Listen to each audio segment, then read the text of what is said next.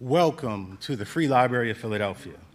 I'm Ezekiel Harrell, a longtime employee with the library, and I am honored to introduce Malcolm Jenkins, one of pro football's all-time defensive greats. Jenkins won Super Bowls with the Philadelphia Eagles. Go Birds, no doubt, no doubt. And the New Orleans Saints, my hometown. He also appeared in 3 Pro Bowls. He won the prestigious Jim Thorpe Award as a senior at The Ohio State University before entering the NFL as a first-round draft pick, where he played for an impressive 13 seasons. Since retiring, Jenkins has become a racial justice advocate and entrepreneur whose business ventures include Listen Up Media, conglomerate, and his own media company called Malcolm Inc. In addition, he has also had various philanthropic organizations, the Malcolm Jenkins Foundation, which assists young people in underserved communities. A memoir about his life on the playing field, advocating for Black Americans, and the highs and lows of his personal life, What Winners Won't Tell You, is a meditation on what it means to find balance and that thin space between victory and defeat. Tonight, Jenkins will be in conversation with Michael Eric Dyson, a frequent guest of the library right here, and the author of many best-selling books, including Tears We Cannot Stop, A Sermon to White America, What Truth Sounds Like, and The Black Presidency. An MSNBC political analyst and a professor at Vanderbilt University, his many honors include an American Book Award and 2 NAACP Image Awards. Now, please, together, let's welcome Malcolm Jenkins and Michael Eric Dyson.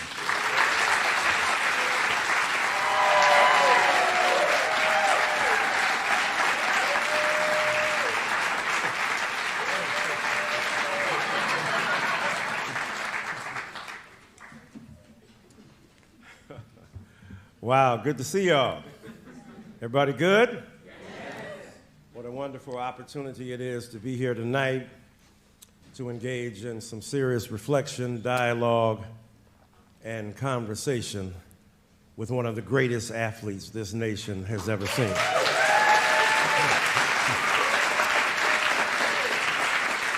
And not just an athlete, but a philanthropist, an entrepreneur, a humanitarian, a social justice advocate, right?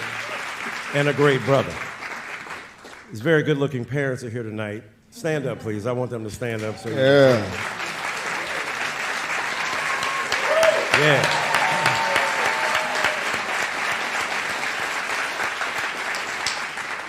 They've been passing as his parents. I think they're his brother and sister.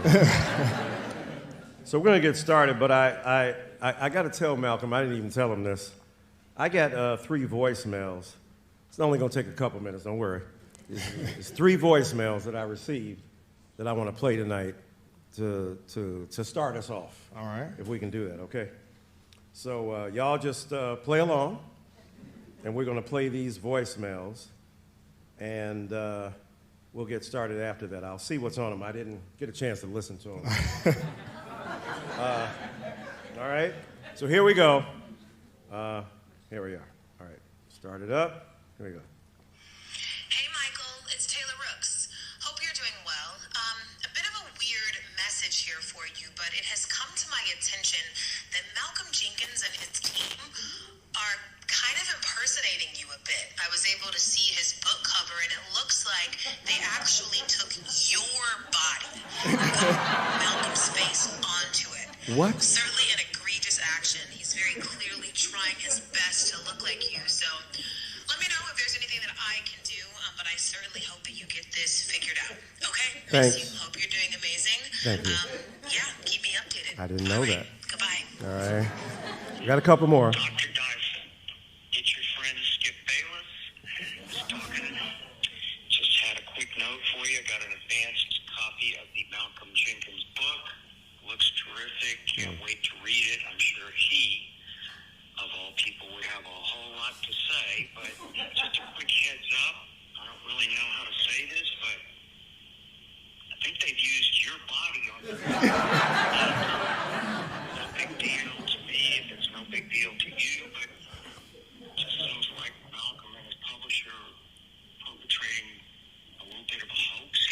I didn't know if you knew about this. Just wanted to give you a heads up. Very kind of them to call me. Maybe you know, maybe you don't. But I wanted you to know I picked right up on it. So, all is great with you. Love you, man. Talk soon. One more. Stop, man. I mean, you can't just be putting, I know you got a fly book coming out, man. You're 2-time Super Bowl champion, 13-year NFL veteran. I mean, we miss you already. You've been gone for a little bit. We miss you. We get all of that. But you ain't got to remind us who you are by stealing and photoshopping an image of Dr. Dyson's body, man. You got everything else. Why you got to sit up there and try to steal a photo of Dr. Michael Eric Dyson's body? You know that's not you, right? Ain't you wondering who this is? Malcolm, it's your brother, Stephen A. Smith. What's going on, big time? Hope you're well. Congratulations on the book. Keep doing big things like you always do. I'll see you soon. And remember, we all can't beat you. That don't mean we ain't good enough. Peace. Oh, I didn't know what they were saying. That's love. I had never noticed. There is a strong resemblance. I didn't know he was going to catch on to my secret, man. I mean, you could have called me. I would have given you permission, $25,000. I forgot to give him the photo credit. That's a big violation. You see this beautiful man on the cover. More beautiful inside, more beautiful in his heart and mind.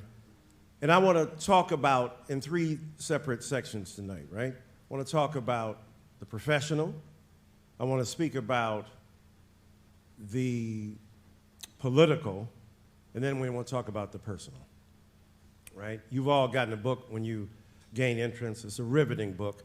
And I want to speak, first of all, Brother Malcolm, about the construction of the book, because you are one of the most notoriously well-prepared athletes of any sports, but certainly within football. So talk to us about what I call the jump cutting, right? You start in one place, speaking about your personal life, then you jump to what happened in your childhood, then you're right there at the game. And it's not misleading at all. It's rather much like watching a movie or being brought into the midst of the battle in a very effective way. Talk to us about the choice to do that in this memoir. I think one of the things I've been into lately is storytelling, all right? And so when I started to think of my own story, what I wanted to put in this book, I went back and went through these things. And what athletes, any good story has a roller coaster of emotions, right? It takes you on a journey, some highs, some lows, some doubt, some triumph. And I realized that as an athlete, my entire life, I've been trained to give people the feeling of excitement. Like a big hit will make 100,000 people stand on their feet to win a game that can change a city, all right? Like I know very well how to give that to people. But when you begin to try to write that down, it's not a good story, right? Like it's too much triumph. And the good thing about, or one thing about athletes is our stories usually end after the game is over. That's kind of where you see us, is on Sundays, but you don't see Monday through Saturday. And so, I started to look at my story different. Like, I have to include the 360-degree version of who I am. And that led me to wanting to create an experience. I wanted it to feel visual. So you'll see it jump from, I know it dropped today, so most of you have not read it, so I'm not going to spoil it for you. But it jumps back and forth. It's not a linear story, right? I didn't want to write an autobiography. I wanted to write a narrative. And so it is a collection of short stories throughout my life that goes back and forth, similar to the way a football game does.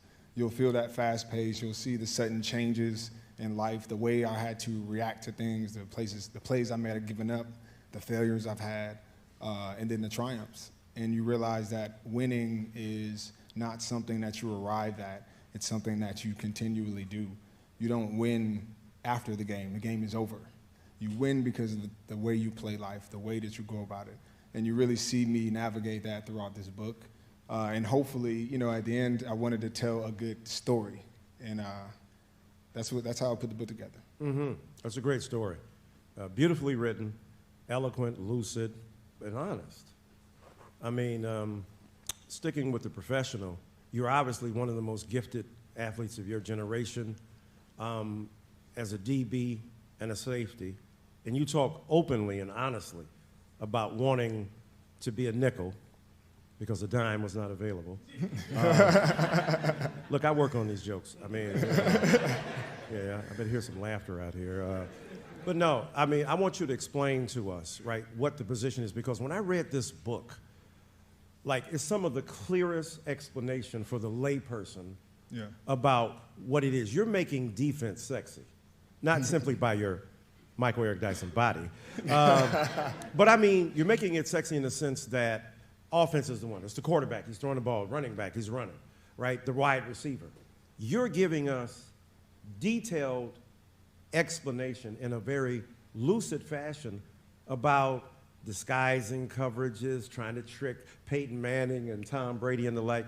Talk to us about the importance of that position in sport and why you were so gung-ho of trying to master the nickel. Yeah, one of the things that I always hated kind of about the narrative of athletes is that dumb jock kind of narrative, because I've always found the game of football to be a very cerebral game.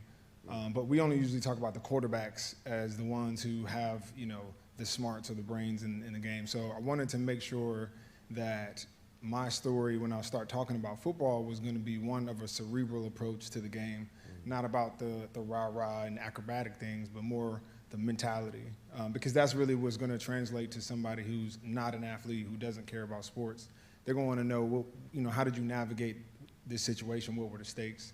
And one of the books that I've read, one of the memoirs I read that really kind of gave me the language for it was Andre Agassi's Open. He talks about tennis, and I was not a big tennis fan, didn't know the rules of tennis, but by the end of his memoir, I understood it, and he brought you into such details that you thought you were him.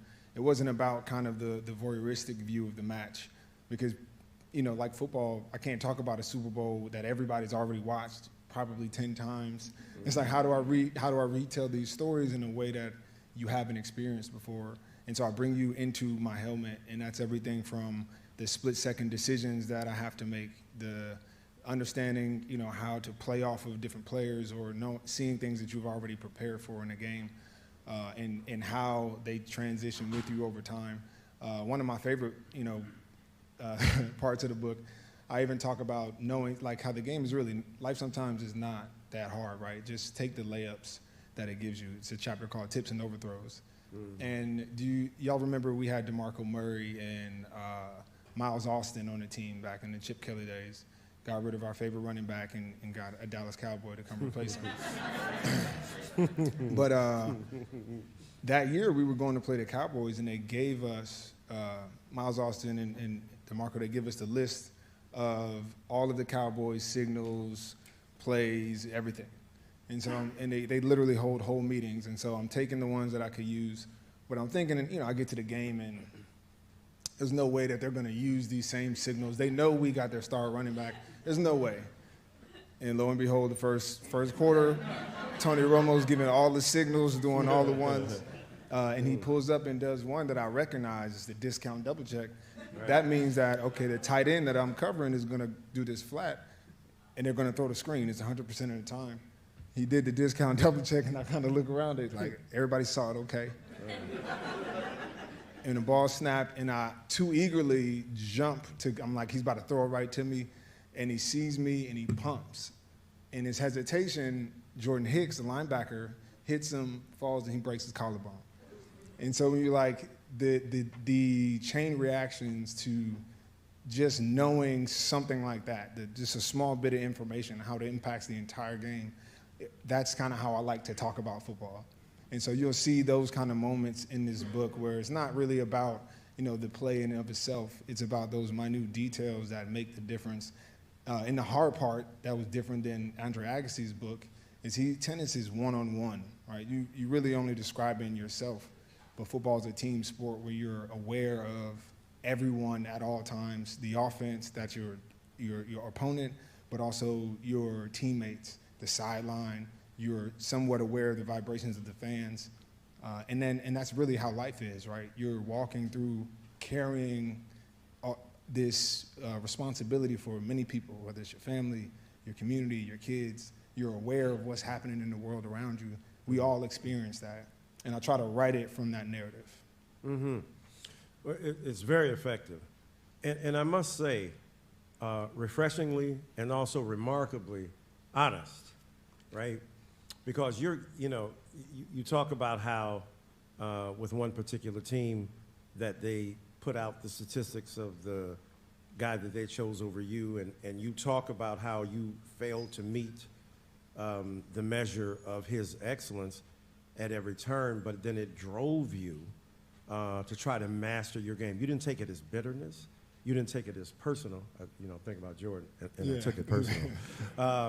But you used it to fuel your own greatness. And nobody who's ever watched you play, and I have on many an occasion, as you know, how dominant, how aggressive you are. I mean, you're such a nice guy. You talk to you, you come to church, hey, how you doing? I was like, he's committing mayhem out here. I mean, they should arrest this guy. I mean, it's pretty a violent sport to begin with. But talk to us about your ability to self-correct as a critical agent of your own excellence, that it drove you and fueled you by acknowledging what you didn't do. You know, Michael Jordan said, I did so well because I failed so much. Mm-hmm. Talk to us about why it was important in this book to share your failures as well as your successes. Yeah, I think one of the things my dad always said to me, and I never used to listen to it as a kid, but it somehow finds itself in this narrative, is that you don't know what you don't know, right? And that can be meant a lot of ways, but the way I took it was that you always have to have enough humility to believe that you may be wrong, or there's some things out there that you don't know. There's an angle that you haven't seen, and that forces you to always be curious. And so for me, the moment you reference is at one point in the league, I got rated the worst safety in the NFL. Wow. This was before my time in Philly, right? Right. And and then the very next year, I think I was the second to last safety in the league, and then I was got kicked out of New Orleans, and I had to really interrogate myself to where I don't need to believe what people are saying to me because I know what's within me, but at the same time I have to have enough humility to believe that there is something true about this that I have to figure out, and if I figure that out, then that's what the problem is. And a lot of people struggle with facing themselves for what they are. There's an analogy. I got my best friend Jeff here. We play a lot of video games, and what we like to do is we'll turn on like a fighting game and we'll select a character at random. And if you know anything about video games, characters, the buttons are kind of the same, but their moves are all different. And the characters have different qualities. Some are really good at kicking, some are balanced, some are big and slow, some are quick and fast. And you realize that you cannot use the same technique. It's not a one-size-fits-all. But that's how we try to kind of go through life. We see other people, that we want to be like, or we see things that we want to have, and we try to fit ourselves into this box, but your avatar does not do that. You're trying to be a kicking thing when you really are not. And so the one thing I had to figure out was, okay, if these are all my weaknesses, then what are my strengths? And then how do I protect my weaknesses and play to my strengths? And then I'll continuously build on those things I'm strong at, and I'll work on the things that I'm weak at. And what started to happen was I developed myself and my game into something that was crazy. It was what I could believe, right? What I knew I had in me, but I had to first humble myself enough to say, okay, maybe there's some truth here, and let's dig. Let's be curious about it. And that's really one of the things that I think was key to my turnaround, is just the ability to be not only curious about the world, but curious about ourselves. What is it that I do best, and let me lean into that. And that's one thing I hope that people, are inspired to kind of do in their own lives. Mm-hmm. Well, let me build on that, because it's deep enough to do that in private. It's deep enough to do that one-on-one. As a professor, we have a famous law professor here, Professor Stacey Hawkins. And can you imagine somebody coming to you after, Professor Hawkins, part of the lecture was great, but the other part lacked the kind of insight that it should occur. Why did you make that choice?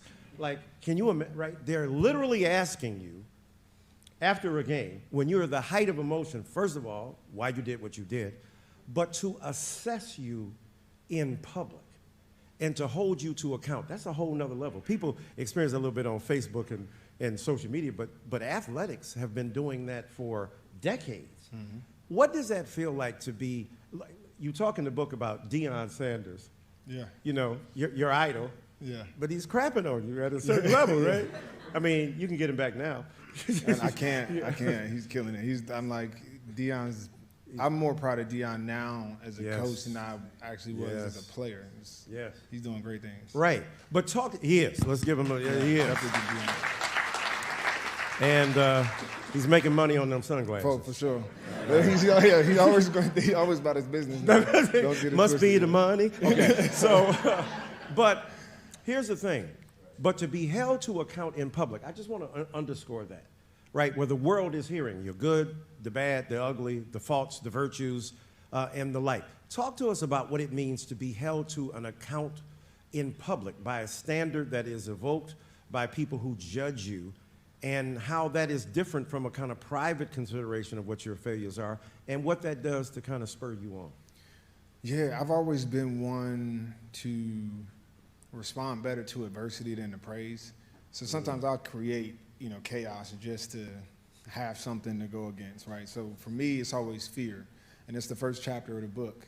I'm one of those people who, I wasn't born this way, but I talk about how my grandmother makes me face a fear that I have and won't let me in the house until I do. Right. And that turned me into a person who always leans into the things I'm afraid of. Even retirement, I got to the point where I was like, hey, I have the life I want, my family's good, my family's safe, I'm healthy, my brain is healthy, my body feels good. I think I've had enough. Mm-hmm. But the only thing that really was like holding on to me once I evaluated it was I was afraid to step into what the unknown was, and that's being a football, like outside of the game. Who am I outside of football? And we all say, I'm more than an athlete. And yes, that sounds great in a slogan, but when you actually take your pads off and you are no longer, in the stadium, you're no longer in the process. I was like, I didn't even eat lunch for like 2 months because I didn't have a schedule to tell me when to eat lunch. That's how programmed you are. This is who you are. Since the age of 7, I was playing football. So to think about letting go of that is scary, but when I realized that was the only anchor, then I had to lean into it. That's when retirement almost became inevitable. Everybody in my team, you'll see, was shocked by my retirement because it wasn't that my body couldn't do it. It wasn't that the money wasn't good. It wasn't, that I didn't love the game. It was just I was no longer afraid of the game, and I had to lean into that in which I was afraid of, and that was writing this book. And so it definitely was something that was vulnerable. As an athlete, you look for, like, what is that replacement of the game, that nerve you get right before you step out into the stadium. Dropping this book gave me that feeling. And so, this is kind of that next, and this is a pun, but next chapter. Before we leave the profession on the athletic,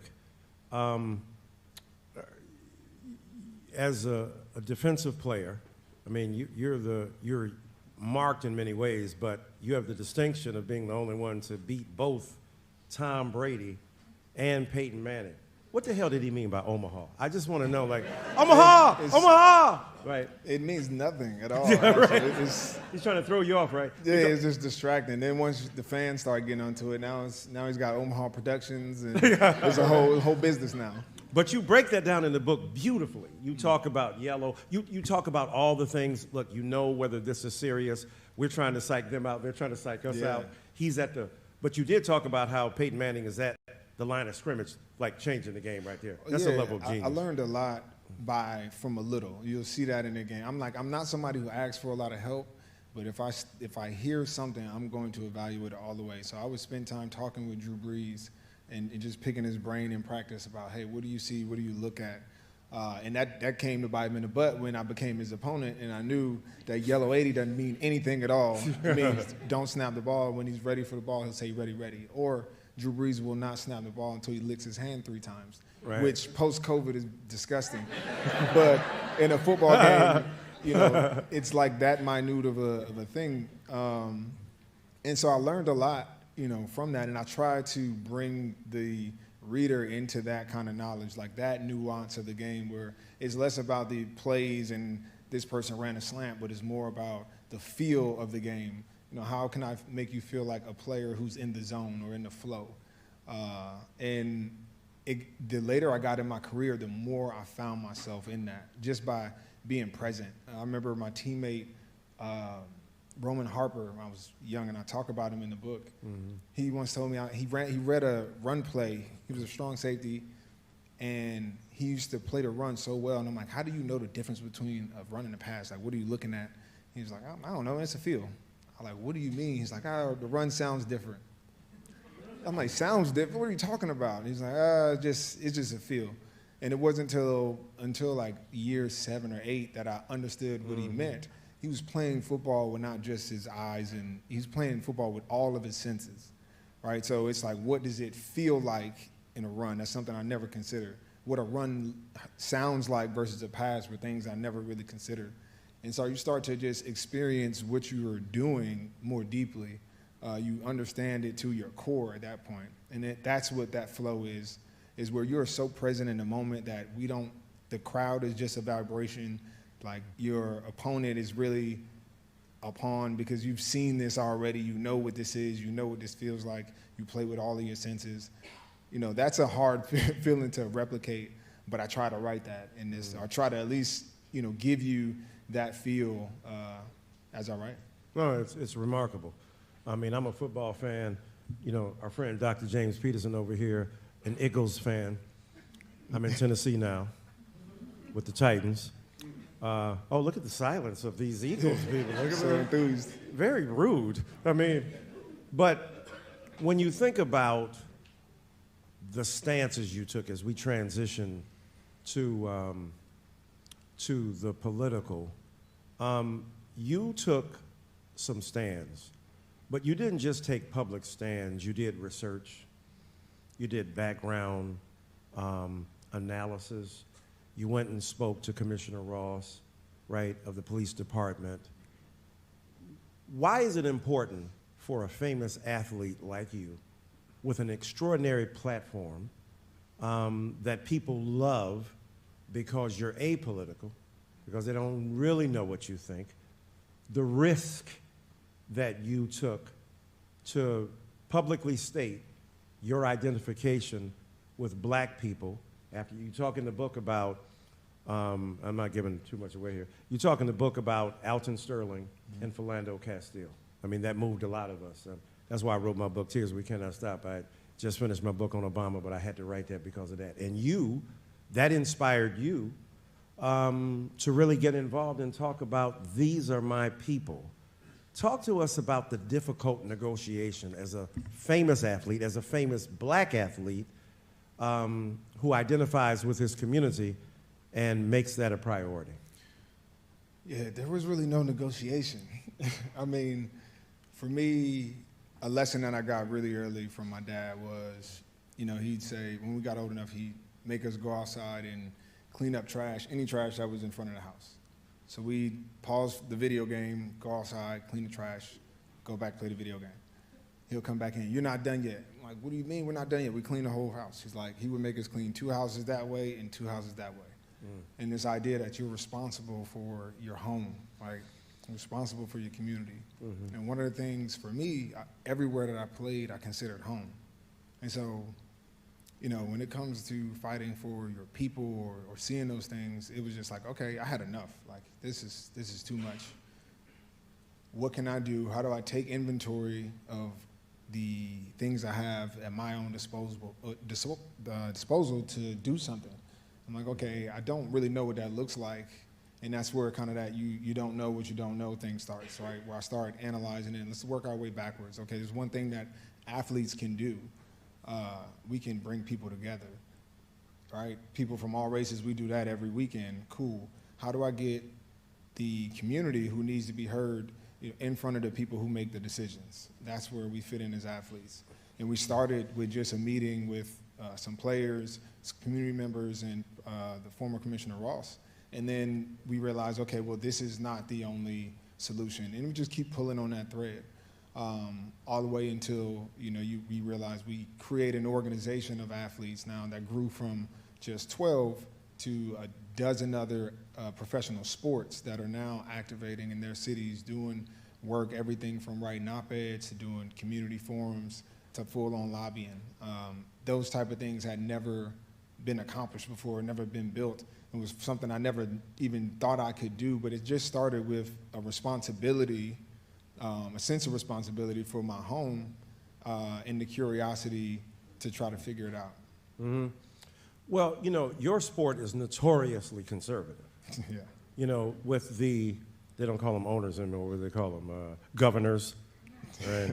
Governor, I think about the, British pronunciation there. But here you are.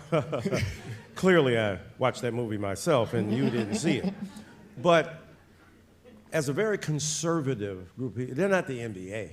No. The NBA has its problems too, trust. We saw the racist owners, governors. But your sport is notoriously conservative.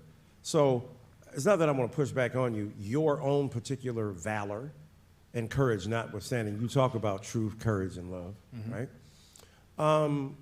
But it does take, Jerry Jones, the thing is I pay these Negroes, and I want them to act like that I pay them. And I'm not going to hire. If you go out there, I'm going to fire every one of you. Dude, right? Really. So they don't clearly know Jerry Jones because I was killing that accent right there. God damn, y'all don't even know. I want an Oscar for that because, but here's the point. There was intimidation. You got the President of the United States of America. I just want to paint the picture for people to see what you were speaking into. Yeah. The President of the United States of America, well, the former president, now still making news. What the hell is going on with Republicans by kicking out this Speaker of the House? But I just wanted to say that because I'm sure you've seen that. You're gonna get so my here, riled up, man. You've been waiting to talk about this all day. Yeah. Them damn the crackerocracy has gone crazy. Anyway, I'm talking about the right-wing tyrannical assertion of white supremacy as the premise of existence in America. That's all I'm talking about. But the point is, back to your book, but you are speaking out when a president is saying, arrest them MFs and these bums and sons of bitches, that's what he called them. And you are quietly, holding your fist up, holding up a sign. I was like, man, he's watching Spike Lee. He's watching Spike Lee, right? He's watching Spike Lee. Yeah. You made incredibly politically charged gestures in a very conservative sport, and you didn't back down. It's one thing for Russell Wilson to go to visit babies that Sean Payton, your former coach, doesn't want him to do, and Sean crapped on the coach before him, but how about that 70 hung on you about it? All right, yeah, I'm sorry, I just want to get a little revenge here. Yeah. But so the point is, it's one thing when he goes to the hospital. You build a hospital and you kiss babies. Social service is deemed as effective and acceptable. Social justice, not so much. And there's a tremendous difference. Why is it that you were able, what did you pull on to make you able to withstand that brutal opposition and to articulate viewpoints and values that supported your people? A group. It wasn't just me. The first thing we did when Kaepernick knelt was, my first thought was, oh, we got to start a group chat. Like we gotta get behind this. And the first thing I did was, one, surround myself with other guys who were like me. Okay. And the good thing I knew about myself is that I had enough leverage as a player, and I knew it was important then to, okay, I gotta make sure that I perform, because the first thing people want to see is, will your performance go down? Okay, so as long as I continue that, contractually I was in a good place. I had just got a new deal. Right. So, you weren't gonna cut me. So, I had a little bit of protection there, and then with that protection, you feel a responsibility.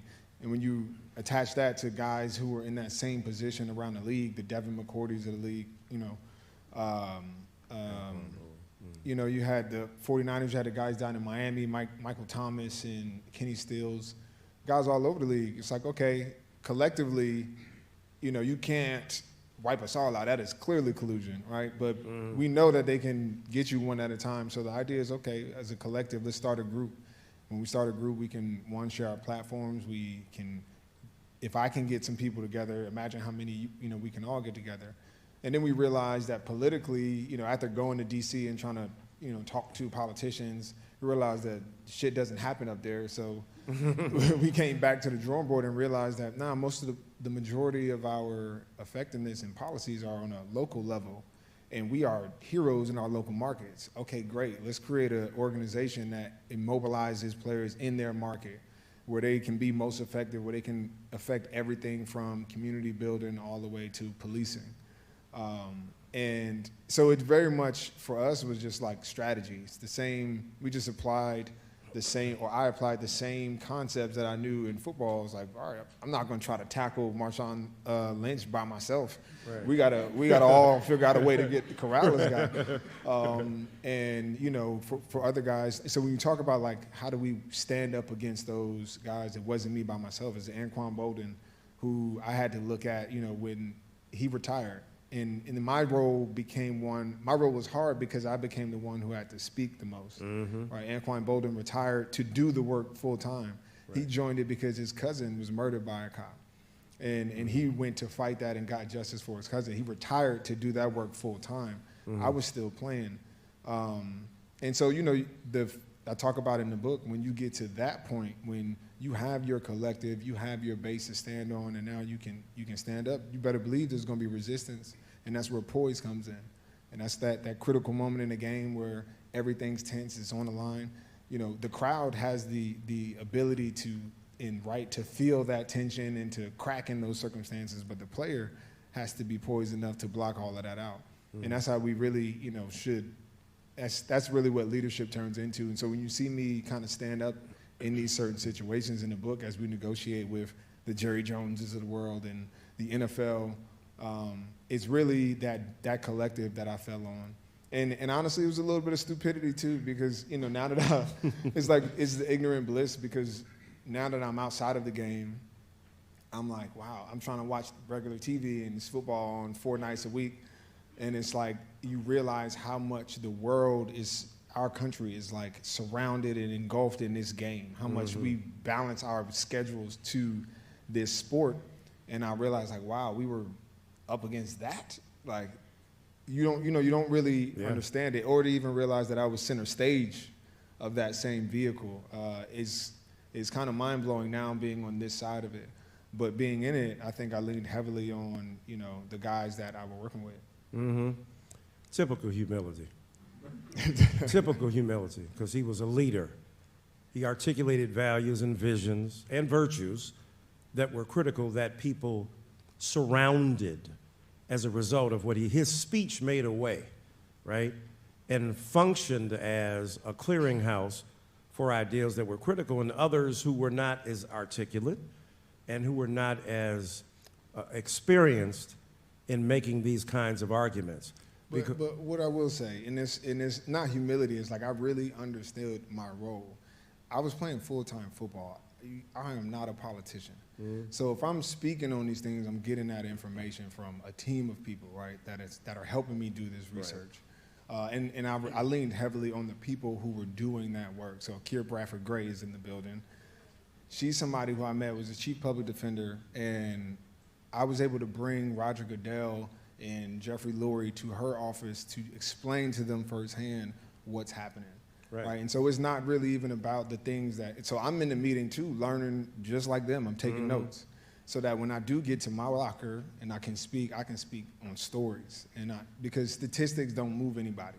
Even in sports, right? If I just throw a bunch of stats on the screen and roll it by, you're not gonna watch that. You wanna see Stephen A. Smith making up words and going crazy things, right? Like we like stories, and so, that really became the role, is like, how do we, as athletes, take this platform, elevate these voices, and, and obviously that wasn't an easy thing to do at that time, but now when you look at the landscape, it's changed. And what we were able to open up, and now, there's no resistance to athletes trying to speak their minds or trying to bring these community things to the forefront. And that's a beautiful thing. And we knew that that's the moment that we were at back at that time. Mm-hmm. No doubt, yeah. Well, It also makes you appreciate Kareem Abdul-Jabbar, Althea Gibson, Wilma Rudolph, Jim Brown, Ernie Davis, like at a time when it was even more crucial. Yeah. And stood up, and they were full-time athletes as well. So I don't want to argue with you about your own book, but yeah, I mean, I just want to give you some more love and credit for what you're doing, man. We got a few minutes left. The personal. I'll blend this because you were in a prodigy on many levels. 13 years old. Okay, I was like, damn. What kind of program was I on? I was 18 when I made the transition into the opposite sex. Let's just say it that way. And you talk about. I'm just telling you what the man writing this book. Okay. I was like, damn, I was a late bloomer, I guess. The hell? How tall were you back then? Anyway, I mean, but that ain't the thing. Okay, the thing that you did it, and then you go home and your mother's like, I've heard you've had unprotected sex. That's all that's it? And you were like, no, I was protected. Man, you gonna ruin the book for them. They ain't read the whole book yet. They about to read that book right now. I'm selling your book, dog. Boy, when he was talking about one night when he was, no, okay. Yeah, I was like, very white of your family. Yo, like, yes, I've had sex, but it was protected. Okay, what kind of condom did you use? I mean, like, what the hell? But you exposed it, right? You talk about that. You talk about your marriage and your divorce. You speak about your children. One thing I was wondering, your name Malcolm, your brother's name Miles, and Martin. Is that like Martin Luther King Jr., Malcolm X, Miles Davis? Sure or is that right? Yeah. See what I'm saying? Was that? Beautiful. I thought that was the case, but I didn't want to assume it. Thank you for coming to confirm that for me. But so you're the personal, right? You talk about your coaches. You talk about, of course, your father and your mother, your beloved grandmother, and her relationship, and what he referred to, of course, when a lot of us growing up in the hood. Oh, somebody whipped your ass? You better get back out there and fight it. And Hakeem. Yeah. But I ain't gonna tell you the story now. Hassan and Hakeem. You killed it, me, man. All right. It's a great movie. When the movie's made, I need to be in it. I got you. I'll be the narrator. Right. Young Malcolm at 13. But you wondering how I got here? But you're honest about it, and it's a beautiful story. It's about black love. It's about black struggle. And let me ask you this question. One of the things you talk about quite openly, I see you have your watch on tonight. Mm-hmm. It's a very nice watch. Right? And you said, at all the years you hadn't bought any luxurious jewelry in about 8 years, and you got the watch, and then somebody was basically saying, you got a watch, but you can't bring your brothers to the Super Bowl. And I felt you because so many of us, there's a book called Black Picket Fences about the way in which the black middle class could generate more wealth if they were not helping so many in their own families. And Jay-Z recently got in, it's all on the X, I guess now Twitter, where he was like, yeah, that you make this money, you go home for Thanksgiving, and your cousin is in there like, yo, if you got $4,800, I could flip it. Yeah. I could flip this into make $1 million. And Jay is like, but it really doesn't work like that. And so thank you for the appreciation for my Jay-Z voice. The hell is wrong with you people anyway? What are you, Ja Rule fans? I mean, Jay, what's going on? When the rim is in the system. Come on, man, I'm killing the Jay-Z voice.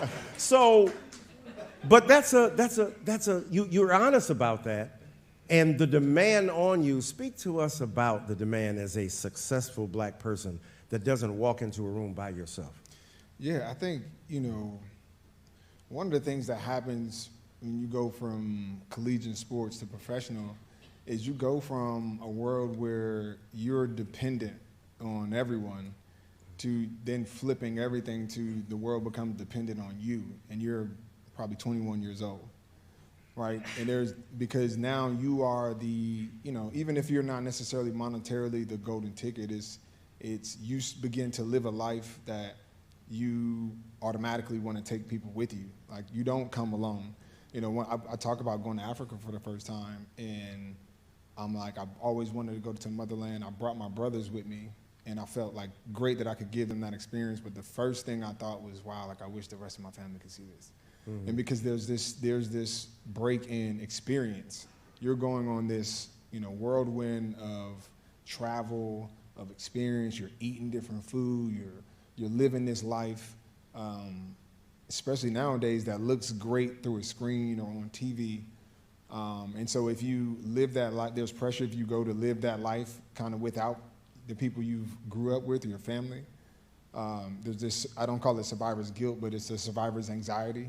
Right? Like, oh, I made it. I have these things that I worked really hard for, but I don't really have anybody that I'm comfortable with, like, wearing my nice stuff with. And so I tell a story about this watch, and like, first time I bought myself something, felt good about it, and then I got around my family and I got called out on it because it's Super Bowl tickets.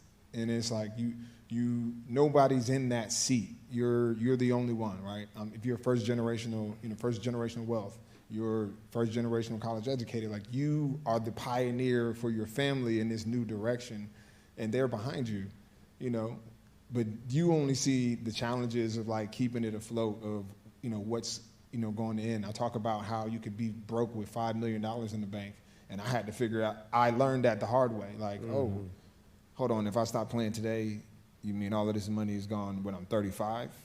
I was like, oh no, they don't see that. I'm driving that ship. And I think that's an experience that we kind of all have if you're that first person in your family to really go far, the first person to have some money.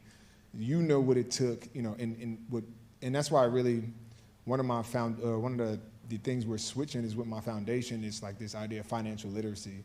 Because I watched Broke, that 30 for 30, and that was very humbling for me because I realized that it's not everybody's not losing money because they're starting record companies and buying jewelry. You realize there's thousands of ways to lose money, and that there's a difference there are two different muscles to make money and to keep money. And there's so many different like vehicles that are just not in our community that should be, because they're essential to like how we survive and thrive. And athletes are not, we're not exempt from that. We were young, with a bunch of money, with a lot of people, dependent on you, with having to have the eyes of everybody watching. And that is an extremely isolating situation. So I kind of unveil that because I know, one, there's a lot of peers of mine who are dealing with that. That's the story of almost every athlete. But it's also the story of people, who are dealing with that in their own lives. Like I said, who are blazing a new trail for their own families. Beautiful, beautiful. We're going to open it up. You can tell how much I love you because I'm University of Michigan. You are Ohio State. I didn't even know that. Yes, what I'm talking. He kept that on the low. Yeah, dog. Bo Schembechler forever. Forget Woody Hayes out here trying to knock people out when they're trying to run down the field. Give it up for Mr. Malcolm Jenkins right here. Thank you so much for coming to Philadelphia. Nicole Ross, Hands Across Philadelphia. I wanted to hear about your mother's influence. I heard about your father's influence. And how did your mother help you stabilize and get through the situation in a male-dominated sport? We know we need balance from both sides in order to move forward with success, and I'd like to hear her input from what you've done. That is a great question. So a lot of the lessons, I'm told y'all a lot of lessons from my dad here, because in the book, you'll see my mom's influence. My mom has really been the person who's watered the vision, that I had. She started, my philanthropy, while my dad gave me the lesson or the principle of, okay, you need to take care of home. My mom plants the vision and cultivated the vision of what that looks like. And so we started in New Orleans. I was always somebody who gave back. I would do random acts of kindness, go read to kids, hand out cards, at the gas station, give people things like, random. And she's like, we really need to focus on your impact. It's like, do you want to be a shallow puddle that covers a large area, or do you want to plant yourself in a place and become a well, right? And so we started that in New Orleans with scholarships and like staying there. And then you realize the first thing that happens is, and she never wanted us to be like one of those organizations that comes, it's kind of like feels good, everybody, I'm an athlete, here's my charity, and then I get cut from a team, and then that charity up and moves their resources to another place. We wanted to be a well, right? And so we were faced with those challenges. And her vision is no, we're not only are we staying in New Orleans, but we're going to expand back to all of the places that we call home. And now, over a decade of work with the Malcolm Jenkins Foundation, with her at this head as the president, we do work in 4 different states, everywhere I've called home: Ohio, Louisiana, Pennsylvania, New Jersey. She's the reason that we are now instilling financial literacy programs in 4 different schools, 1 in Philly and 3 in Newark, New Jersey. So, you know, it's one of those things like the house was built on her shoulders. Mm-hmm. Right. Yes. 13 years old, yeah. Mm-hmm. Wow. So you talked about the fact that you're first generational wealth and the influence your parents had. As a father who then takes that to his children, how do you still have the same ability to instill the lessons while not giving that same level of hardship? It's a tough balance between, I can give you everything, but how do I balance the lessons and make you, uplift and better people? Yeah, one thing I got really good at as a player is taking in information that I can use and discarding what I can't. And I think that takes a little bit of discernment. And so for me, there's always things like that the generation before us experienced, and they'll try to pass that wisdom down. Some of it will apply, but these are like, it might be different times where they're talking about, things before there was an internet, right? And now there's AI. It's like, that doesn't apply anymore, So it's not about trying to teach them the exact experience that I had. They're not gonna have the same path. My job is to meet them where they are, really. And I think that's really, at least how I'm trying to parent, is like, okay, what challenges are you facing as, wherever you are, and how do I help you get through that? Because trying to give you the roadmap to my experience is either obsolete or it's not gonna be the same road, especially having 2 girls, right? So I'm reading film on them, I'm like, okay, I gotta do hair, it's picture day, like, oh God, I don't wanna look like that dad, and I talk about, the struggles of being a single father, like making a choice to leave my marriage and then having to shatter kind of the dream of what I thought a family would look like, but never wanting to abandon my responsibilities of being a father or compromise who I wanted to be as a father. So I had to now figure this thing out. And one of the things that, thanks to my therapist, we talked about these things. It's like, well, just meet them where they are. Be there, like be present. And you start to realize like, okay, there's no need for me to make you, I want to teach you, how to work hard, but I don't need to rob you of any kind of privilege. Right? Because I've worked hard to get us these things. I need to teach you. I don't need you to go through everything I need you. I need you to just have my heart, right? Have my integrity, have my confidence. But the rest of it, you got to do it yourself. You got to be able. They have their own avatar that they got to kind of figure out. And I think the thing I like to do is empower them to figure it out for themselves. I can guide you. It can make you curious and do what my dad did, right? Just make you humble enough to be curious, humble enough to try to learn, but also confident enough to stand up when you need to. That'll at least get, you can get on your way. You figure it out from there at least, worst case scenario. I wanted to say thank you so much, Malcolm, for being a leader in Philadelphia for the Eagles, more so for your social and racial justice and reform. I think that it was wonderful to have you stand up for a race for Philadelphia when we all marched. It was wonderful to have your leadership. And when you showed your vulnerability after the Drew Brees comment, I feel like you really reached the masses. How did that feel, allowing yourself to really show who you are? And thank you for your grandfather for his service. All right, Amen. Thank you. How did that feel going back to New Orleans after having that transpire? How did that feel navigating that? Yeah, I talk about that a lot. See, I didn't give that away. I didn't get that away. Yeah, it was very awkward. Like, for one, that moment, the reason, I didn't even mean to post that video. So the vulnerability that you saw was not intended to be seen. Can we just explain to them that Drew Brees was his quarterback in New Orleans Saints. He was there at the beginning and then at the end, and they were very close, and then Drew Brees made a comment that this social protest stuff, I don't think you should ever disrespect the flag. And then you talked to him and said, but what I'm saying to you privately, I've got to say publicly because you made your statements there. I just want to give him a little background. Yeah. Mm-hmm. And so, I'm like, I decided to publicly, respond.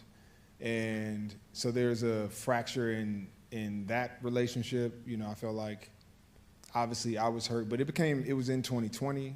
I was in a lot of isolation at that point in time.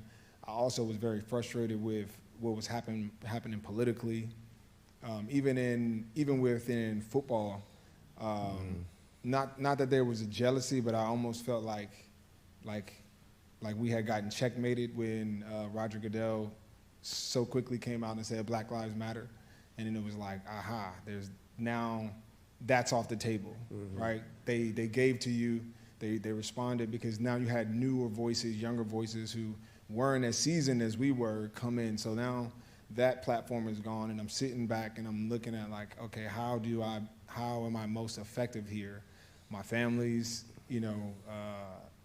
split. I don't know. My family had just moved. My kids just moved to New Orleans. I was in Philly, didn't know what my contract was going to be like. And then here's a guy who, on top of that, here's a guy who I trusted, I always knew was an ally, and really respected, goes back to his 2016 talking points and just like, the flag, no. And it just broke me. I was so frustrated. And so then having to try to reconcile that was the part that I wish people actually got to see, because I think it was something I wanted to do publicly, but that had to, happen privately. When I talk about going to Drew's house that season, and then now we're both captains, and the awkward feeling like, all right, once the meeting's over, I'm trying to get out of there. I don't even want to ask him for a ride, because it is, it was tough times. But the good thing about Drew and I is that was not the end story. The only reason that it's in the book is because he and I are still friends. There's reconciliation in that, and I think there's space that we have to be able to give each other, and that's the good thing about teammates is we can have those fractures, those violations, and trust because we know that we're all kind of on the same team. We have the same ideas. We spend so much time together that we know we're invested. We know we're friends, and we know that comes from love. So any violation wasn't meant to hurt me, and I realized that he was actually sorry, and I had to, take my own time to figure out how I felt and forgive when I forgive. But I also realized too, in some accountability, that I broke his trust. As a friend, when he felt vulnerable, the world's crashing in on him. A voice as strong as mine, who was as close to his, leaned on him, and I had to What did you tell him? I told him shut the fuck up. Right. I told him shut the fuck up. I told him. You wanted them to understand that, yes. Yeah. So and it only but I also so there's this duality of sitting in between that, right? Being a voice for the people, but also trying to deal with personal relationships. And I think 2020 was challenging that for everybody. We're having this nationwide dialogue about race, where Emmanuel Acho, former Eagle, has a whole show of uncomfortable conversations with a black guy. It's that's where we were as a country. Right. And so I wasn't exempt from that feeling. And I think going back to New Orleans, in that contentious space, being in lockdown, going to games with no fans, I spent a lot of time by myself. In the chapter is titled Fun, but it's actually where the game of football died for me. I stopped having fun playing the game. And I had to find new ways to revive the game. And luckily I did, and I did that through loving on my teammates, focusing on the things that matter. It's what is the impact? And when we do that, we focus on relationships, that's what it's about. That's what makes it fun. That's playing the game.